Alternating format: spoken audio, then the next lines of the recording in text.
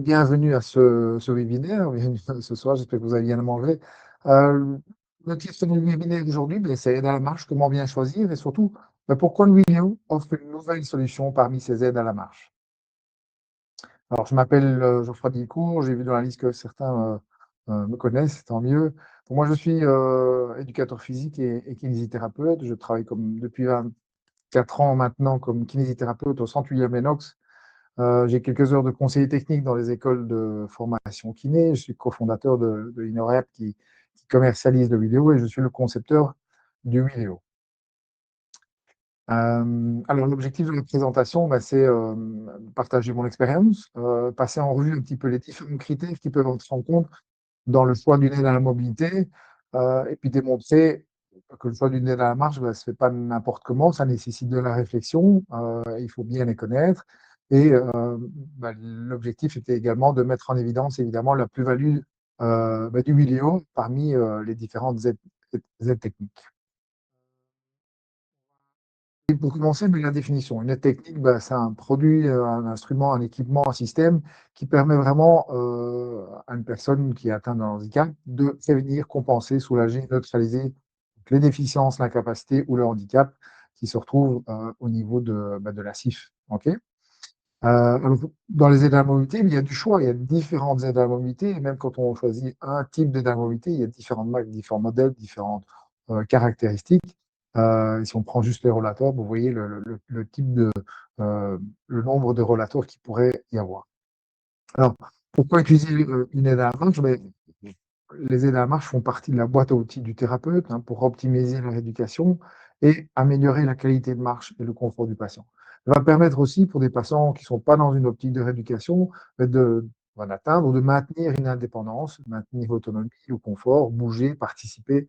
Et les aides techniques de la marche sont vraiment assez particulièrement efficaces. Vous avez tous vécu des personnes qui sont capables de marcher avec un rollator, avec une canne, et si on leur enlève leur aide à la mobilité, la différence est souvent marquante. Alors, dans quel contexte on va l'utiliser? On va l'utiliser en même temps pour un contexte de dégradation. Donc, soit les personnes, donc, à un âge donné, l'idée, c'est de retarder la perte d'autonomie. Donc, c'est permettre une meilleure qualité de marche à un âge donné. Ou une autre manière de dire le graphe, c'est se dire que un certain niveau de qualité de marche va être gardé plus longtemps, plus longtemps au niveau de l'âge. Ça, c'est la dégradation. Et puis la rééducation, l'objectif, c'est cette fois-ci, à un temps donné, c'est arriver à obtenir une qualité de marche plus élevée, une qualité de marche qui va permettre peut-être de passer à un cap de l'autonomie. Et puis, c'est surtout répéter des mouvements de meilleure qualité. L'autre manière de lire le graphe, c'est de se dire, pour atteindre tel niveau de qualité de marche qui correspond peut-être à la marche indépendante, on voit qu'en fait, on peut y arriver dans un temps plus court. Alors, quelques statistiques, je ne les lis pas, mais il faut surtout vous rendre compte que, vous le savez, la population vieillit et donc d'ici 2050, 2 milliards de personnes auront plus de 65 ans. Et donc, les aides à la mobilité, les aides techniques vont avoir un rôle énorme pour maintenir les personnes à domicile. On sait qu'il n'y a pas assez de place dans les hôpitaux, dans les maisons de repos. Donc, le maintien à domicile et le maintien en forme est quelque chose de très, très important. Alors, quelques concepts clés et réflexions avant de vraiment démarrer l'ensemble du passage des différents critères.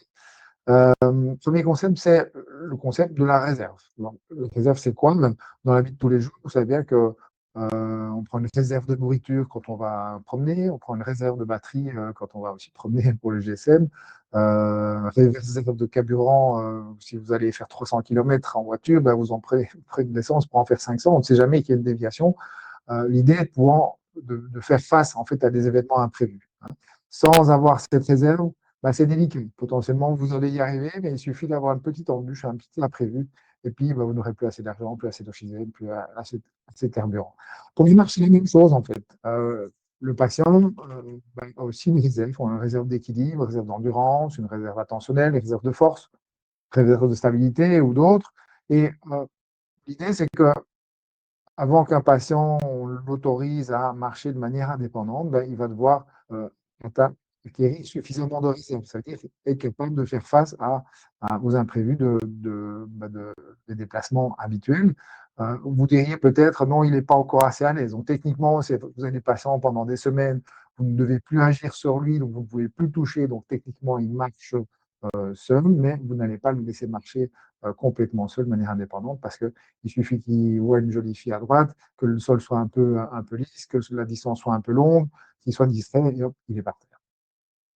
Alors, bah, l'exemple, c'est personne qui marche avec son kiné. Ben, le kiné, le patient, lui, quand il marche dans le couloir, qui c'est son wheelie, ben, sa réserve est faible. Peut-être que le kiné ne le touche pas, pratiquement pas, donc techniquement, il marche seul, il est en dessous de son 100%, il n'est pas à son 100%. Et le kiné, lui, ben, ayant beaucoup plus de facilité, ben, lui, il n'est qu'à 20% de ses capacités. On voit bien que le kiné, évidemment, a une réserve plus importante. Donc, plus la réserve va être importante, plus le patient à pouvoir faire des choses, à être autorisé à faire des choses. Alors la question, c'est comment est-ce qu'on augmente cette réserve? Il y a deux choses. Deux choses.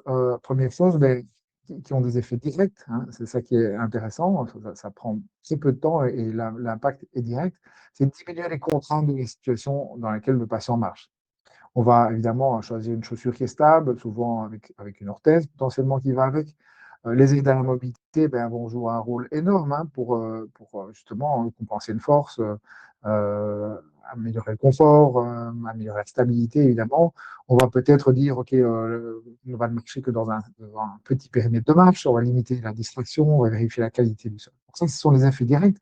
Et puis, hein, ce qu'on a plus l'habitude de faire en termes de rééducation, c'est une série d'exercices, mettre le patient dans des situations qui sont stimulantes, hein, faire travailler le patient à 120%, où en fait il y a de la réussite, il y a 70% de réussite, mais il y a aussi des échecs. C'est ça qui va faire que le patient va, à terme, avec la répétition, l'intensité, le renforcement positif, va pouvoir s'améliorer. Et les sites mobilité vont avoir un rôle important aussi pour justement trouver le bon niveau d'intensité. Ni trop facile, sinon ça ne stimule pas le patient, ni trop difficile, parce que ça démotive. Et en plus de ça, le patient risque d'adopter en fait toute une série de compensations et de défauts qui vont être répétés, et ce n'est pas l'idéal. Donc, si on prend ce premier effet, pour l'expliquer, bah, imaginez que vous devez marcher dans un pierrier comme ça en montagne. Imaginez que vous fassiez ça avec des slush, hein, des Birkenstock. OK.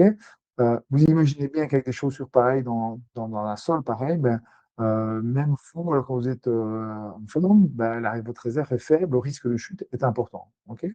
Euh, vous sortez vos bottines de randonnée et en un coup, ben, sur ce même endroit, avec vos mêmes capacités, 5 minutes plus tard, ben, en un coup, ben, la marche de déambulation dans ce système-là est déjà plus facile. Vous avez augmenté votre réserve.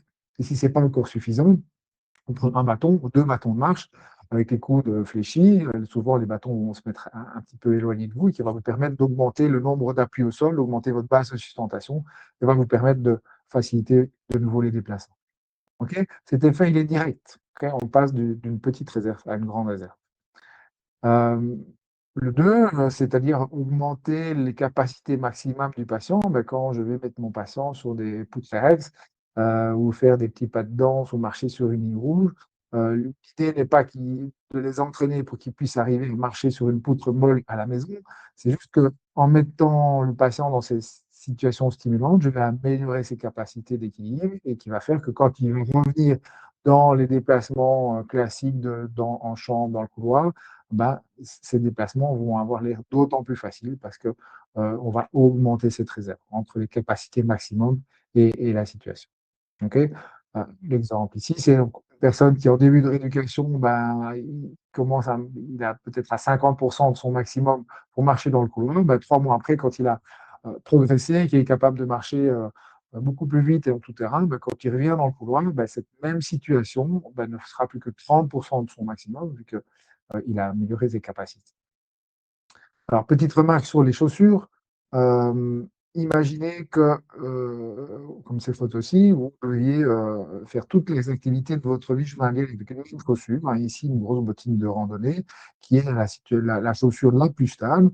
Bah, vous allez vous rendre compte qu'en fait, sur la majorité de vos situations, vos chaussures ne seront pas adaptées. Okay. Donc, c'est la même chose pour les aides à la mobilité. Se dire que dans toutes les situations de marche, on ne choisit qu'une aide à mobilité, le risque, c'est que la majorité du temps, elle ne soit pas tout à fait adaptée. Donc, la marche, on en reparlera, la marche à l'intérieur est fondamentalement différente de la marche à l'extérieur. Et donc, oui, ça demande potentiellement 2 aides à la mobilité différentes pour être le plus adapté, hein. C'est d'autant plus vrai pour les patients qui sont fragiles. On ne peut pas se permettre de marcher avec une chaussure ou ici une orthèse, une aide à la mobilité qui n'est pas adaptée. Et donc oui, 1, 2, 3 aides à la marche, mais oui, bien sûr, pourquoi pas? Alors le problème, c'est que les remboursements et peut-être l'aspect financier fait qu'on a tendance à ne pas le faire, mais il y a une tout à fait une logique de se dire: «Ben, voilà, le vélo à l'intérieur pour avoir une main libre, quelque chose de très maniable, d'avoir un appui constant qui tient debout et puis, bah, quand je vais dehors, bah, le rollator, classique à 4 roues avec des grandes roues est beaucoup plus tout-terrain, je peux m'asseoir dessus, je peux prendre mes courses». Et donc c'est un vrai complément entre les 2. Également sur le risque de chute, on parle souvent de bah, telle situation, telle mobilité augmente ou diminue le risque de chute. On a vite tendance à croire que l'augmentation du risque de chute fait que le patient chute. Non, dans une situation où les patients sont encadrés, ben, quelqu'un qui a un risque de chute plus élevé, ben, il va faire moins. En fait, il va faire moins d'activité, bon, il va être moins autonome, hein. Votre patient, il marche seul, de côté de vous, il ne tenait plus, mais il a un risque de chute élevé, ben, en fin de rééducation, en fin de séance, vous l'asseyez dans sa chaise, il remonte en chaise roulante. Même chose, si vous ne savez pas marcher sur une slack, sur une sangle, ben, vous ne tombez pas pour autant parce que vous avez décidé de ne pas marcher sur une slack si vous n'êtes pas encadré pour vous empêcher de tomber. Alors, quels critères prendre en compte pour choisir les aides à la mobilité? J'en ai mis en évidence une série. Et donc, ce que je viens de mettre en évidence, souligner, là, c'est celles qui sont impactées aussi par le vidéo. À l'inverse, c'est celles où également où le vidéo a une plus-value, une différenciation en fait, et donc apporte une solution un peu différente, hein. Ce qui ne veut pas dire que dans tous les cas, le vidéo est la bonne solution, mais en tout cas, bah, ça apporte des solutions un peu différentes et donc ça augmente la gamme et le choix de l'outil et de l'aide technique pour marcher. Passons en revue rapidement ces critères. Alors, le premier critère, ce sont les effets, hein. L'objectif, quand même, en mettant une aide à la mobilité dans la main d'un patient, c'est parce que bah, ça va faire un effet, évidemment, un effet positif.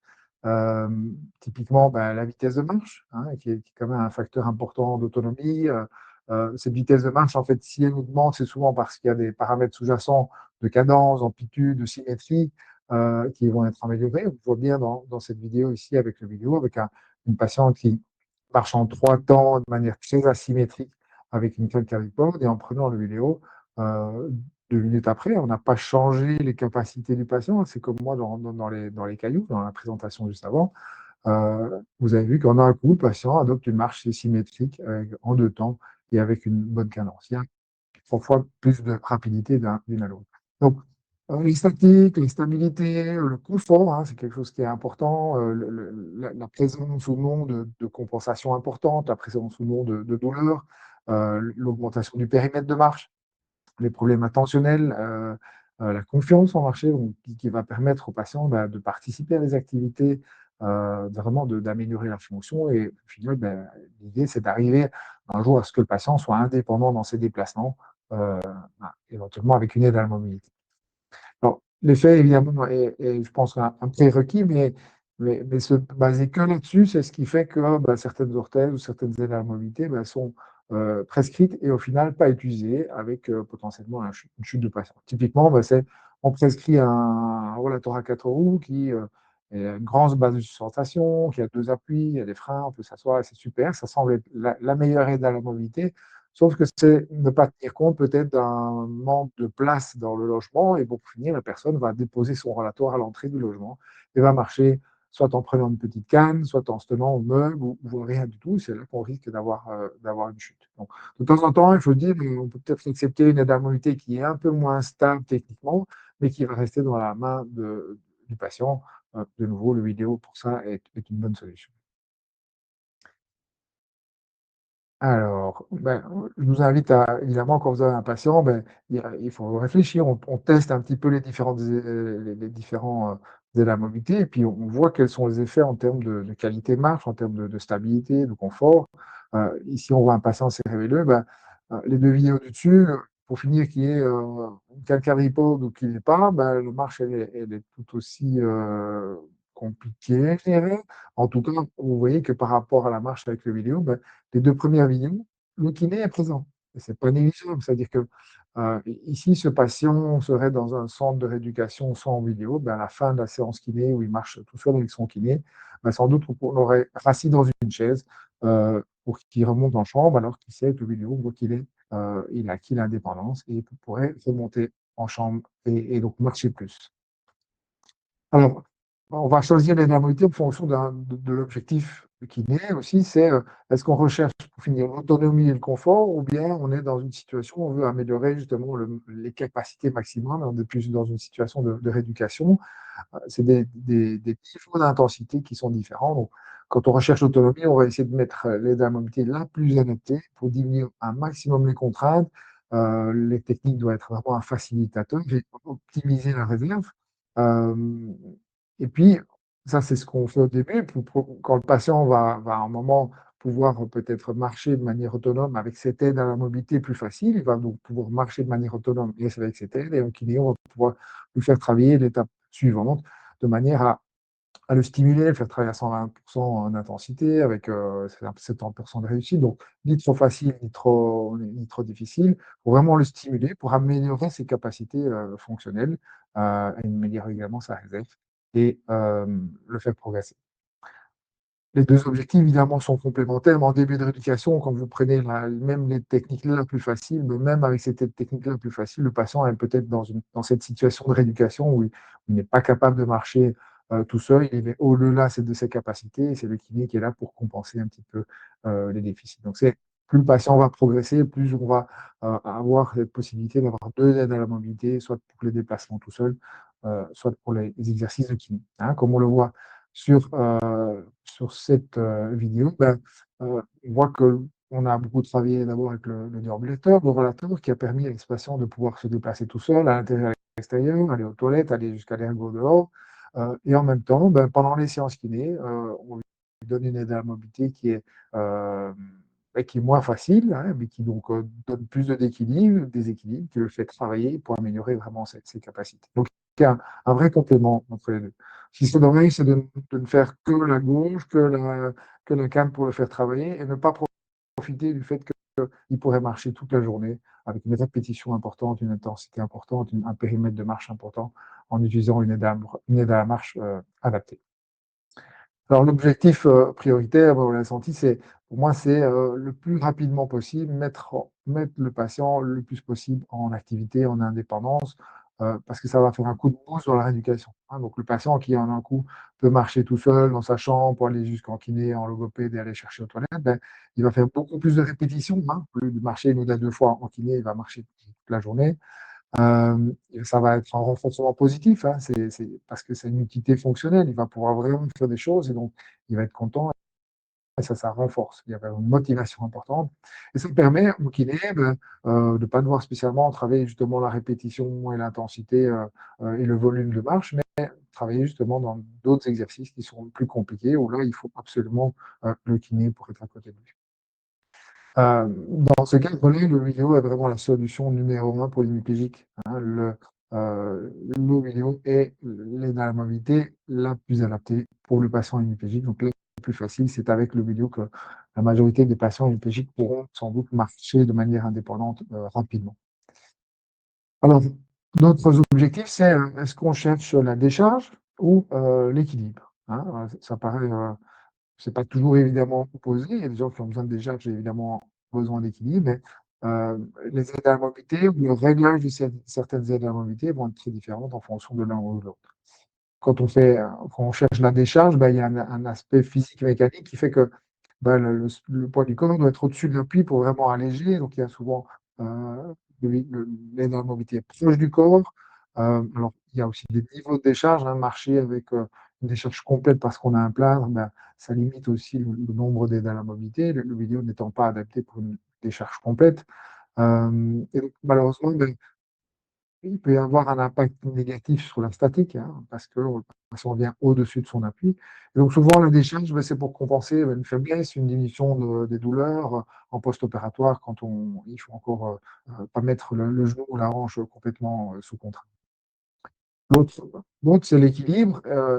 une aide à la mobilité qu'on va utiliser pour l'équilibre, l'objectif est très différent. C'est pas l'allègement mécanique physique de point d'appui sur le sol, c'est la stabilité. La stabilité, elle est liée à l'augmentation de la base de sustentation, hein. Donc, c'est la base de sustentation, c'est la surface projetée de l'ensemble des appuis, hein, et de la mobilité comprise. Et donc, on voit, ben, ce que vous connaissez sûrement, ben, les bâtons de marge de randonnée, vos coudes sont fléchis, vous n'avez pas un appui très important sur ces bâtons, mais le fait d'avoir un ou deux appuis éloignés de vous augmente votre base de sustentation et suffit pour vous équilibrer, hein. Donc, ce n'est pas la force à laquelle on s'appuie dessus, c'est la présence justement de cet appui et l'impact positif sur la base de sustentation. Alors, c'est dans ce cadre-là qu'on parle surtout souvent de light touch effect. On en reparlera. Voilà. Et donc, quand on peut avoir différentes techniques de marche pour un même objectif, hein, la décharge, alors de nouveau, en fonction du niveau de décharge, ben, on peut décharger avec différentes aides à la mobilité. Et à l'inverse, on peut se dire qu'une même aide technique de marche peut atteindre différents objectifs, donc soit la décharge, soit l'équilibre, souvent par des réglages différents, souvent au niveau de la hauteur. On voit ici avec le vidéo, avec une poignée bien haute, le coup de fléchi à droite, qui est surtout pour améliorer l'équilibre, alors que à gauche, le patient avec une calfo, une orthèse de genou, ben, met en charge, appuie assez fort sur son vélo pour décharger son membre inférieur pégique. Alors, une tension, ben, le problème des décharges, c'est que ben, souvent, au final, il y a donc une inclinaison, une mauvaise statique avec une inclinaison latérale. On va toujours essayer de privilégier en tout cas deux appuis, hein, si on veut que le patient soit symétrique, on a d'autant plus intérêt à ce que son appui soit symétrique. Et donc, pour ça, les relators de poignet ont un bon intérêt. Donc, il faut trouver en fait, un juste milieu entre la décharge et l'équilibre. Évidemment, quelqu'un qui se décharge, il s'aide aussi pour l'équilibre, mais on va essayer de faire varier l'aide à la mobilité, soit le réglage, soit le type d'aide à la mobilité, pour passer d'un état de décharge à l'équilibre, parce que c'est quand on est dans le mode équilibre qu'en fait le patient va être au plus proche de marcher sans rien. Sa main va être déposée sur la poignée de son aide à la mobilité, avec très peu de force, va surtout donner des informations proprioceptives. Euh, et donc, ce qu'il faut faire attention, c'est qu'on a des fois l'envie de se dire, le patient pousse fort sur sa canne, on n'aime pas ça parce qu'on a l'impression que le patient va avoir du mal à s'arrêter de faire ça. Juste donner une énergie qui ne permet pas la décharge ne va pas l'améliorer si, à partir du moment où le patient en a besoin. Okay, donc, le gros risque, c'est de générer d'autres défauts, d'autres compensations qui sont plus néfastes et qui vont être aussi difficiles à changer. Si vous ne voulez pas que votre patient appuie ou décharge très fort, ben, il faut enlever la cause, hein. Pourquoi est-ce que le patient a besoin de décharger? Alors, un petit mot sur ce light touch effect qui est sans doute un des éléments, une des explications de l'effet positif du milieu avec le poignet haute. Étonnamment, on a l'impression que quand on met la poignée haute, le patient ne l'utilise pas, hein, parce qu'il n'y a pas d'appui. Ben, bon, il n'y a pas que l'appui de décharge qui permet d'aider la marche. Vous avez déjà des patients qui marchent à la rampe ou entre les deux par parallèle, les mains glissent sur les bras. En aucun cas, la force d'appui est importante, vu que les mains glissent. Pourtant, ça améliore l'équilibre, hein. Vous êtes sur un plateau de freeride, il suffit de mettre votre doigt sur un mur vertical et en un coup, les oscillations sont réduites, hein. Donc, ce Night Effect, qui est déjà étudié dans la littérature, ben, est sans doute une des explications de l'effet du vidéo. Alors, le réglage de la hauteur de la poignée ben, va être évidemment très en lien avec est-ce qu'on recherche un appui de décharge ou un appui d'équilibre. Et donc, évidemment, la hauteur va premièrement être en fonction du gabarit, mais peu importe les gabarits, c'est par rapport à la taille du patient. Est-ce qu'on va mettre la poignée plutôt haute par rapport au patient ou plutôt basse? Quand on cherche un objectif de décharge, la poignée va être plutôt basse. Euh, c'est vraiment l'appui biomécanique. Biomécaniquement, les appuis sont bien alignés, alors que quand on cherche l'équilibre, hein, l'objectif c'est d'augmenter les bases de sustentation, le poignet va être haut. Souvent, on est dans la mobilité s'éloigne en avant et sur le côté. On a un coude qui se fléchit. Et donc, on a donc une augmentation de la base de sustentation avec un light touch effect, hein. Le milieu, dans ce cadre-là, ben, en fonction de la poignée basse ou de la poignée haute, ben, on va pouvoir tout à fait passer de la décharge partielle à une fonction d'équilibre. Alors, il y a un petit cas particulier en neuro, mais le patient latéro-poussé qui est du coup incliné d'un côté, ben, en mettant les dalambité franchement basse de son côté, de son bon côté, naturellement, on va avoir un comportement, le patient va aller chercher l'appui. En allant chercher l'appui sur une poignée franchement basse, bah, il va s'incliner du côté de son aide à la mobilité. Cette inclinaison va pouvoir, compenser en fait la mauvaise inclinaison de la latéropulsion. Alors, voilà. Donc autre, critère, ben, l'aide à la mobilité peut donner un appui constant ou un appui intermittent. Les aides techniques de marche avec des boutons, ben, donnent des appuis intermittents. Le patient est bien obligé à un moment de soulever son aide à la mobilité pour le déplacer plus loin, pour pouvoir le rejoindre et se déplacer vers l'avant. Le problème de ça, c'est que quand on soulève l'aide à la mobilité, ben, cette aide à la mobilité n'est plus au sol et donc le patient ne profite pas de cet appui. Cette aide à la mobilité qui, au départ, quand elle est au sol, ben, agrandit la base de sustentation. Dès que l'aide à la mobilité se soulève, elle ne fait plus partie de la base de sustentation et en un coup, la base de sustentation se réduit, avec des impacts négatifs chez les personnes les plus fragiles. Les aides à la mobilité, bah, avec roue, roulette, ben, permettent d'avoir un appui constant, hein. Il n'y a pas ce besoin de soulever l'aide à la mobilité, donc on a une fluidité, une facilité de souvent de coordination qui est beaucoup plus importante. Le patient va pouvoir s'y appuyer 100 du temps, hein, que ce soit les rollators à 4 roues avec les 2 poignets ou un rollator à une main vidéo. La base de sustentation est impactée positivement et 100 du temps, hein, elle fait partie de cette base de sustentation tout le temps. Donc il y a au final plus jamais un unipodal parce qu'il y a toujours quand il y a un pied au sol, il y a toujours, ben, soit le rollator, soit le vidéo qui est à côté et qui augmente la base de sustentation. Donc cet appui intermédiaire, ben, n'est pas problématique pour tout le monde, hein. Moi, si vous avez, demain une entorse de cheville, vous allez marcher avec une béquille, ben, vous allez pouvoir marcher en 2 temps, vous allez, bouger votre béquille en même temps que votre pied, déficitaire et puis vous allez vous retrouver un moment sur un pied. C'est pas un problème pour vous. Pour les patients les plus fragiles, ben, c'est ce moment où le patient doit soulever son aide à la mobilité. On voit avec le cadre à gauche et avec une quadripode à droite, ben, on a une marche en 3 temps. C'est le cas où l'aide à la mobilité qui est soulevée, puis un pied, 2 pieds, le patient rattrape ses pieds. Souvent, on s'arrête un pied l'un à côté de l'autre, hein, parce que l'objectif, c'est être stable sur ses pieds pour pouvoir déplacer son aide à la mobilité. Donc, on a une marche en 3 temps, qui est une compensation et qui va générer pas mal bah, d'instabilité, de lenteur. Cette marche en 3 temps va générer cette asymétrie de longueur du pas, va générer de la fatigue. Et donc, aujourd'hui, on voit que les dispositifs à roulettes permettent de supprimer en fait cette marche en 3 temps. L'intérêt, c'est vraiment augmenter la vitesse et ne pas répéter une compensation qui va être difficile à revenir en arrière. Un patient en début de rééducation, ben, cherche a besoin toujours 2 appuis pour être stable parce que l'équilibre n'est pas suffisamment performant. Et donc le vidéo ici à droite, ben, on voit que bon, c'est la vidéo qu'on a vue tout à l'heure, ben, le vidéo respecte ce besoin d'avoir toujours 2 appuis, un pied et l'aide à la mobilité, heu, mais le patient ne doit pas modifier son schéma de marche, pour pouvoir justement être stable et donc de manière précoce, un patient qui marchait donc en 3 temps de manière asymétrique et lentement, ben, peut en un coup potentiellement marcher 3 fois plus vite. Le vidéo a vraiment c'est un des effets, magiques du vidéo pour des patients, bah, hémiplégiques qui n'ont pas accès au déambulateur à 4 roues et donc ils n'avons pas accès à cet effet-là. Pour les patients hémiplégiques, on peut supprimer le 2 temps et donc on a, heu, ça a déjà été étudié, mais entre 30 et 50 d'amélioration de la vitesse quand on passe d'une quadripode à, au vidéo dans un test de marche.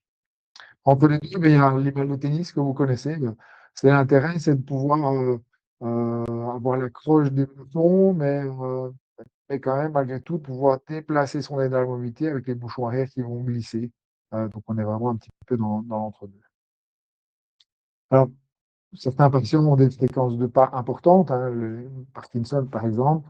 Bah, seuls les dispositifs vraiment à rouler vont permettre d'avoir un appui constant, peu importe la variation de la fréquence, de pas.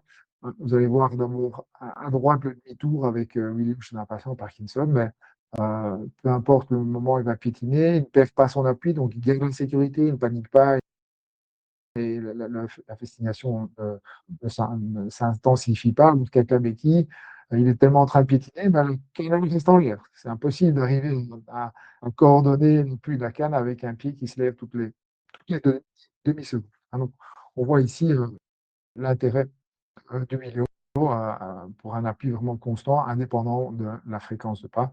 On a évidemment le même type d'intérêt avec des relators 4 Alors, vous avez des aides techniques de match qui sont unilatérales ou bilatérales. On va l'utiliser d'un côté ou de l'autre. Des fois, ils sont doubles. Soit en unilatéral, on va l'utiliser par nécessité. Un patient qui a un bras dans le plâtre, il a fait une chute, opération du poignet, de l'épaule, hémiplégique. Voilà, il y a plein de situations où il y a un membre supérieur qui n'est pas suffisamment performant pour pouvoir utiliser une aide manuelle. Donc, par nécessité, pas le choix. Le patient hémiplégique. Ça peut être aussi un choix fonctionnel. Vous avez plein de personnes qui ont un déambulateur, qui ont leurs deux mains valides, pas de souci. Par contre, ils recherchent justement de pouvoir libérer une main, avoir quelque chose de plus léger, de plus maniable, pouvoir rentrer dans la toilette, ouvrir une porte, porter un objet, lâcher son vidéo à un moment également. Et puis, le fait d'avoir une unilatérale, bilatérale, va être aussi en fonction du niveau d'aide. Évidemment, les aides à mobilité unilatérales sont souvent un petit peu moins stables parce que moins de surface au niveau de la base de sustentation. Et donc, le vidéo est une aide technique unilatérale. Dans les aides techniques bilatérales, l'intérêt, c'est d'avoir donc plus d'appui, des appuis qui sont simultanés, qui peuvent être simultanément alternés. Les béquilles, soit on avance les deux béquilles en même temps et en même temps qu'une jambe, soit justement une béquille suit la jambe opposée. C'est deux manières différentes d'utiliser des techniques bilatérales. Euh, Souvent, l'intérêt, c'est d'avoir plus de stabilité ou d'avoir un effet bilatéral. Quelqu'un qui marche alternativement avec une béquille, c'est souvent parce qu'il a une atteinte bilatérale. Il est aussi instable sur le pied droit que sur le pied gauche. Des fois, c'est pour augmenter la décharge. Et l'intérêt, vraiment, souvent, surtout si c'est utilisé de manière simultanée, c'est la symétrie de l'appui. Alors, je vous ai parlé des aides techniques unilatérales, maintenant je parle de l'aide. C'est-à-dire que est-ce que le patient a besoin d'une aide de la moitié de son corps ou de l'entièreté de son corps? Vous avez ici, dans cette première vidéo, l'appui bilatéral, donc c'est deux béquilles qui se déplacent en même temps que le pied droit et qui vont permettre de doubler ou de tripler l'appui, d'alléger complètement la charge qu'il y a sur le pied droit. Par contre, quand la personne est sur son pied gauche et qu'il avance en même temps son pied de béquille, pas de souci, les béquilles ne donnent pas d'aide et la personne n'en a pas besoin. C'est une autre personne qui, cette fois-ci, a plus de béquilles, mais vous voyez que en fait, on observe une marche qui est cette fois-ci alternée. L'objectif est tout autre. Cette personne a une atteinte bilatérale et va chercher à chaque fois doubler chaque appui. Chaque fois qu'il a son pied droit, il a une béquille, son pied gauche, il a une béquille, ainsi de suite. Il va pouvoir évoluer. La difficulté de ça, c'est ses deux mains sont monopolisées. Quand il va vouloir se lever les mains, il ne va pas savoir où mettre ses béquilles. Et donc, avec le vidéo, on a donc bien une aide qui est unilatérale, mais par contre, qui va permettre, comme elle est 100% du temps au sol, elle va pouvoir donner une aide bilatérale, que ce soit le pied droit ou le pied gauche au sol, le vidéo est en appui. Okay, donc, le vidéo est bien donc une aide unilatérale, mais elle donne de l'aide de manière bilatéralement. Et donc, ici, cette même personne, on a libéré, donc fonctionnellement, on va améliorer sa fonction. Alors, est-ce que le vidéo va être utilisé à l'intérieur ou à l'extérieur? Pardon, est-ce que le patient va se déplacer à l'intérieur ou à l'extérieur? J'en ai déjà parlé. La marche à l'intérieur est fondamentalement différente de l'extérieur. Donc, tout comme vous avez des chaussures légères d'intérieur, vous avez aussi des chaussures d'extérieur. Les aides à la mobilité, c'est comme ça. Le vidéo, par exemple, ou d'autres relators déambulateurs sont prévus, sont beaucoup plus adaptés pour des déplacements sur sol lisse, sur des distances faibles, pour pouvoir manipuler des objets, libérer une main, pouvoir lâcher aussi son aide à la mobilité. Alors que pour l'extérieur, le sol est différent, donc les roues sont plus grandes, on passe à la béquille, les distances sont plus élevées, il faut des fois pouvoir s'asseoir, il y a une inclinaison du sol, il faut transporter les objets avec un petit sac et ainsi de suite. Donc, oui, vous avez une chaussure différente pour être à l'intérieur que pour être à l'extérieur, potentiellement, pour les aides à la mobilité, c'est la même chose, évidemment. Petite démonstration de la maniabilité et de l'encombrement. Ça, c'est un élément important dans la fonctionnalité, dans le côté pratique des choses. Ici, on a un logement où il y a de la place, donc il y a la place pour manipuler le déambulateur, le rollator. Mais en fait, on voit que c'est pas pratique. Au final, il faut quand même lâcher une main et puis du coup manipuler le rollator avec une main, alors qu'avec le vidéo, c'est pratique, c'est facile. Le côté pratique, c'est important parce qu'il faut savoir que le corps humain, c'est comme ça. Quand c'est pas pratique, quand c'est ennuyant et ainsi de suite, ben, on le fait une fois, deux fois, trois fois pour faire plaisir à son fils ou son kiné. Et puis, quand le patient, le kiné a le dos tourné, ben, le patient ben, va arrêter de l'utiliser parce que c'est pas pratique. Et c'est malheureusement à ce moment-là que ben, son risque de chute va augmenter et que potentiellement, ben, il va aussi tomber. Donc, ici, c'est bien la démonstration que le vidéo est peut-être un chouïa moins stable que le déambulateur en termes de gaz de sustentation. Il vaut mieux avoir un vidéo en main tout le temps qui va accompagner le patient, tout le temps jusqu'au toilette, au lit, à la salle de bain, dès que le patient va lever un pied, la main sur le vidéo, plutôt qu'un déambulateur qui reste à l'entrée de la chambre, et ça, on le voit souvent. Bon, le fait que certaines aides à la mobilité tiennent debout, ben, ça apporte aussi une plus-value fonctionnelle. Mais beaucoup d'activités à l'intérieur, majoritairement, sont bimanuelles et donc ça nécessite ben, de déposer, de lâcher son aide à la mobilité.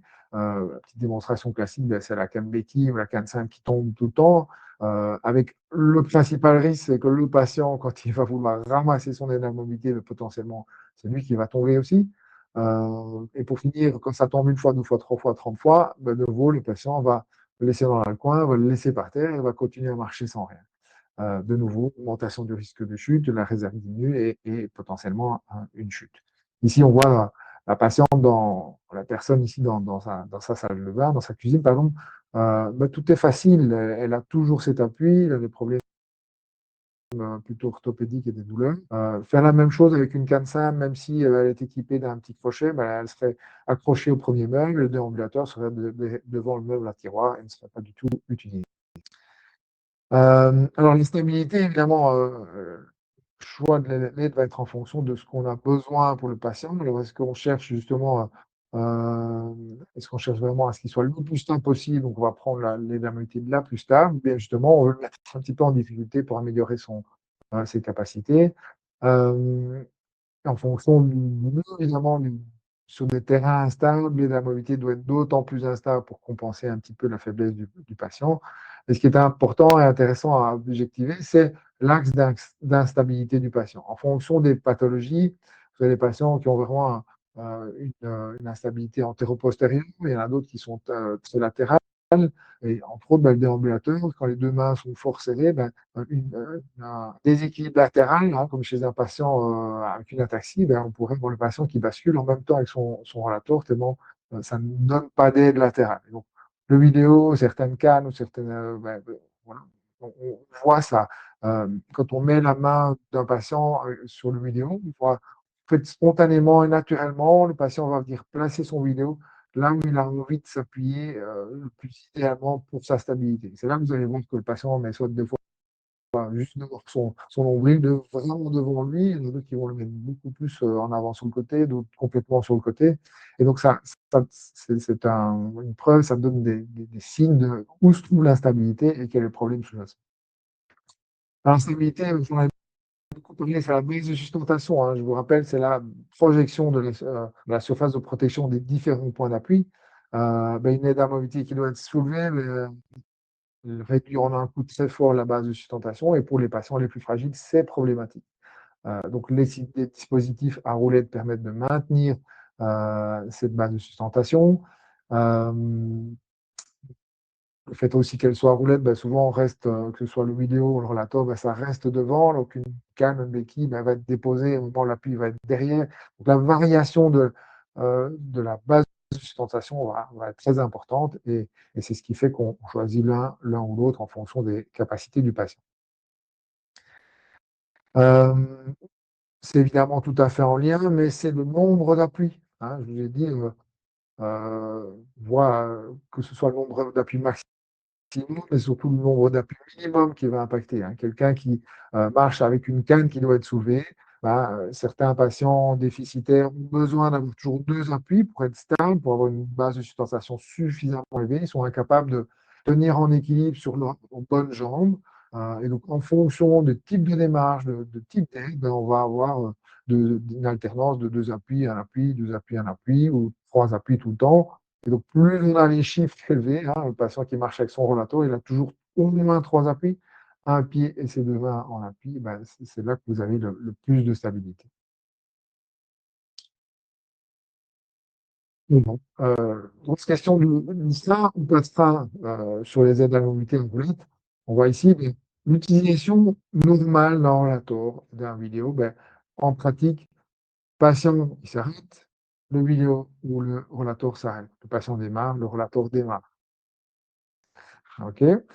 Euh, et donc, ça, c'est vraiment c'est quelque chose d'important de se rendre compte que ça, c'est l'utilisation normale. Quelqu'un qui a vraiment besoin de frein pour pouvoir s'arrêter, on en parlera, ben, il a des déficits supplémentaires. Pour le vidéo, ben, le classique, c'est première fois on prend le vidéo, on se dit ben, il n'y a pas de frein, on va se faire emporter et les gens vont faire une démonstration comme je vous montre ici sur cette petite vidéo. Dans les manières depuis quelques temps, ce qu'on essaie de pousser les gens qui vont bien, comme vous, les kinés, qui ont un doute sur le fait que le vidéo est stable, c'est on demande à la personne de se mettre debout sur un pied et sur la pointe des pieds. Je ne vous parle pas du patient, hein, je vous parle de vous. Vous pouvez tester ça vous-même. Bah, debout sur un pied, bah, ce n'est pas hyper facile de tenir en équilibre. Vous allez voir que si vous prenez le vidéo, ben, le vidéo va vraiment pouvoir vous aider en fonction de si vous allez toucher un objet devant et ainsi de suite, en fonction de vos déséquilibres. Oui, le vidéo se déplace, mais en aucun cas le vidéo vous emporte. Ok, il va chaque fois justement se déplacer pour pouvoir vous permettre d'appuyer où vous voulez. Vous allez voir que spontanément, vous allez pousser à la verticale. Ce vidéo ne va pas vous emporter comme vous pourriez avoir l'impression. Donc, le vidéo n'a pas de frein et ce n'est ni un oubli ni une erreur. C'est vraiment le vidéo n'a pas besoin parce qu'il n'en a pas besoin. Okay, ce n'est pas utile et le feedback de tous nos patients vont dans ce sens-là. Alors, petite, c'est plutôt une bouteille à la mer, je vous envoie, mais est-ce qu'il faut mettre le frein ou pas pour s'asseoir avec un rollator? Moi, je suis d'avis que non. En tout cas, par défaut, on n'utilise pas les freins. Ça, malheureusement, ça empêche le patient de bien se positionner. Ici, on voit sans les freins, ben, ça permet de venir bien au-dessus de ses appuis. Le déambulateur fait un mouvement antérieur-postérieur. Ce n'est pas pour ça que la personne va spécialement se faire emporter. OK? Euh, à sujet de discussion. Alors, pour les fins, il y a évidemment un cas particulier, c'est certains patients, je vous ai dit, deviennent dépendants de leur aide à la mobilité pour s'arrêter. On trouve ça plus en gériatrie, certains patients neuro, en syndrome de désadaptation psychomotrice. Sont des patients qui sont très dépendants aussi de l'inclinaison du sol. Ils se retrouvent souvent plutôt perpendiculaires au sol. Donc, c'est des gens qui, quand le sol descend, se font emporter. Quand le sol monte, ils s'arrêtent, ils se font pousser en arrière ou latéralement quand le sol est en dévers. Ces patients-là vont plutôt utiliser des rollators ou des déambulateurs en utilisant les freins, éventuellement, ou alors des systèmes avec 2 roues de boutons, ou carrément 4 boutons. Mais clairement, ben, les câbles Caripo ne vont pas fonctionner non plus, et le vidéo ne fonctionnera pas non plus. Donc, ce n'est pas un problème du vidéo qui a des roulettes, c'est le problème ben, des dispositifs qui ont une base de sustentation qui est relativement faible. Hein, le vidéo, si vous le poussez latéralement, il se déplace, mais il reste debout. Une canne ne vous empêchera pas, vous freinez, vous poussez latéralement, la canne, elle va basculer. Okay, donc, l'utilisation des freins permet vraiment de compenser une partie du déficit du patient, mais ce n'est pas le problème du déambulateur, c'est le patient lui-même euh, euh, qui, mais qui s'emporte, ce n'est pas le dispositif à roulette qui emporte le patient, c'est assez différent. Donc, vous verrez que, évidemment, le vidéo ne peut convenir pas à tout le monde. Et si vous avez vraiment cette impression que vos patients se fait emporter ou s'emportent avec le vidéo, ben, le dispositif n'est sans doute pas adapté pour vous. Les charges intentionnelles, ça c'est quelque chose qui est très intéressant. Alors ici la démonstration c'est avec une personne malvoyante qui est justement dans une double tâche motrice, hein, faire un mouvement de balayage avec sa canne blanche et la réflexion de sentir s'il y a des objets. Mais il arrive tout facilement à faire ça. Parce que sa main est sur son vidéo, il n'a pas d'attention à mettre, il n'a pas une coordination particulière à adopter. Il profite de cet appui qui naturellement augmente sa base de sustentation. Si ce patient-là devait faire son mouvement de balayage de canne avec un mouvement avec une canne classique qui doit être soulevée, ben, la coordination serait franchement impossible. Alors, on trouve ça évidemment en neurologie avec des patients négligents avec des troubles cognitifs, mais c'est beaucoup plus large que ça. Toute personne âgée, vous savez, les difficultés qu'ils peuvent avoir à arriver à coordonner le mouvement d'une canne, d'une béquille en même temps que la jambe opposée, et ainsi de suite. Et puis dans la vie de tous les jours, de la double tâche, faire deux choses, c'est le quotidien de tout le monde. Hein. On fait tout le monde, on marche bêtement, on marche en faisant quelque chose. Et donc, le vidéo a vraiment un côté très facile. Donc, le vidéo, la main est mise sur le vidéo. Et naturellement, le patient profite de l'avantage du rollator et du vidéo par rapport à une canne. Alors, historiquement, et sans doute les inégalités qu'on retrouve majoritairement dans les hôpitaux, le design, le look n'est peut-être pas encore le plus important. Par contre, quand définitivement une personne doit s'équiper pour rentrer chez lui, pour du coup aller faire les courses, aller au cinéma, se déplacer, aller au restaurant, parce que aujourd'hui, c'est pas parce qu'on a des difficultés de mobilité qu'on est coincé chez soi.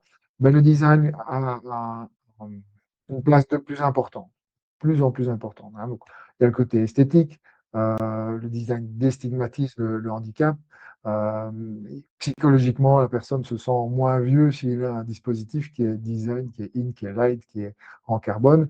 Et puis, il y a aussi un côté intéressant, c'est l'adhérence au traitement. Hein. Si le vidéo et aussi l'aide à la mobilité est un traitement, vous avez sûrement déjà vécu ça, vous avez identifié que, par exemple, le rollator est la technique qui va le mieux au patient pour réduire son risque de chute. Et le patient dit non, non, moi je suis pas vieux, je n'utilise pas un rollator, moi c'est une canne.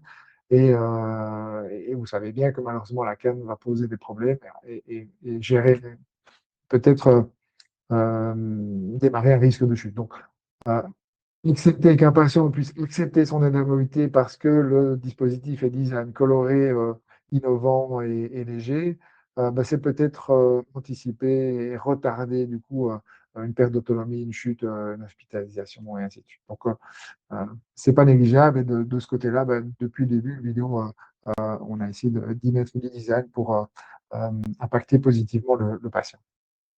Alors, évidemment, le gabarit, il y a des gabarits hors normes, et du coup, il y a des dispositifs qui sont prévus pour. Hein, pour tout ce qui est bariatrique, ce sont des dispositifs qui sont certifiés pour des poids au-delà de 120 kg. Et donc ça, il faut le connaître. Il y a certaines grandes personnes, il faut trouver les différents rollators ou dispositifs qui permettent de régler la poignée suffisamment haute. Il y a des dispositifs grâce au gros roues et différents réglages.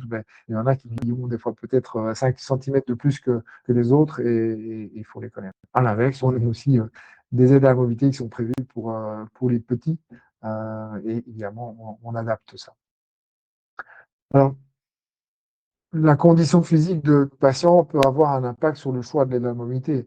Vous avez un patient qui a un plein techniquement un peu plus mettre en charge, vous avez 20 ans, 40 ans, vous allez prendre des béquilles et marcher avec un pendule complet et une décharge complète. Il suffit d'être un peu en surpoids, d'être plus âgé, d'être déconditionné. C'est tout juste impossible. Donc, il y a des aides à la mobilité qui permettent de se déplacer, peut-être pas sous forme de la marche, mais qui permettent aussi, pour des patients peut-être BPCO, myopathes, avec des chirurgies ou en traitement du cancer, de pouvoir se déplacer également. En général, les aides à la mobilité de type rollator ou iléo apportent en fait une dépense énergétique plus faible. Le patient, on l'observe pendant les séances kiné, on passe d'une quadripode au iléo, le patient, en un coup, augmente son périmètre de marche. Hein. Avant de devoir faire une pause et de devoir souffler, on se rend compte que les distances sont plus élevées. La force des membres supérieurs, ça va un petit peu dans ce sens-là aussi. L'interface entre l'aide à la mobilité et le patient, ce sont ses bras, et donc il faut des fois adapter différents appuis pour faciliter l'appui sur l'aide à la mobilité. L'ergonomie, évidemment, est aussi quelque chose d'important. On a des patients qui sont âgés, parce que d'autant plus quand on est dans une optique de j'appuie sur mon aide à la mobilité pour de la décharge, mais il faut de l'ergonomie pour ne pas abîmer plus que de raison les membres supérieurs. Alors, il y a quand même un petit bémol dans les hôpitaux, des aides à la mobilité qui sont partagées avec différentes personnes. Le côté ergonomique, de fois, peut être pire. Hein. Si vous avez, moi, j'ai une grande paluche. Si on achète une canne avec une poignée qui est bien adaptée à ma main, malheureusement pour le patient d'à côté, ça ne sera pas et ce sera pire. tenir une poignée ergonomique qui n'est pas adaptée à sa morphologie est au final pire. Donc au niveau du milieu, on a fait le choix de mettre une poignée qui est universelle, qui est ambidex et qui convient à tout le monde. Euh, le poids, le côté pliable, transportable est quelque chose d'important. Maintenant, il y a des modèles en carbone et qui s'envolent avec des ballons, on peut plier, et qui se plient, des ambulateurs qui se plient dans tous les sens. Euh, Ce n'est pas important pour tous les patients, mais les patients, ben, ils sont actifs et donc, que ce soit pour le patient ou pour l'aidant, il faut aussi faciliter ben, toute cette manipulation pour mettre peut-être un déambulateur dans le coffre et ainsi de suite. Euh, Ce sont des choses qui peuvent avoir un impact aussi. Je pense que c'est pas pour ces éléments-là qu'on va choisir telle ou telle mobilité, mais les différents accessoires qu'on peut retrouver, que ce soit les sacs, des aimants pour que les deux béquilles ne tombent pas. Ici, chez nous, le vidéo, ben, on a développé le WeBack qui s'adapte aussi bien sur le vidéo que sur des cadres de déambulateurs ou de chaises et qui permettent de passer un peu d'un à l'autre. Il y a des outils technologiques avec des GPS, des détecteurs de chute, et ainsi de suite. Tout ça peut entrer en ligne de compte également. Et le dernier élément, une fois que pour des critères bien objectifs d'efficacité et ainsi de suite, ben, on a défini l'une ou l'autre énormité, ben, on vient le choix euh, pour autant que le patient ait besoin de s'équiper, en fin de rééducation, le patient garde des séquelles, on va devoir rentrer chez lui avant d'être complètement rééduqué, ben, il y a un moment, le patient doit acheter. Et donc le prix, évidemment, est un facteur qui influe le type d'énormité qu'on va choisir. Euh, c'est évidemment, ça a un rôle important. Les remboursements peuvent faciliter un petit peu ça. Malheureusement, vous savez que souvent, entre autres en Belgique, ben, c'est soit le vidéo, soit le rollator pour le patient hypégique. On ne peut pas avoir les deux, alors que techniquement, pour la mobilité et l'indépendance d'un patient, il faudrait peut-être deux aides à la mobilité.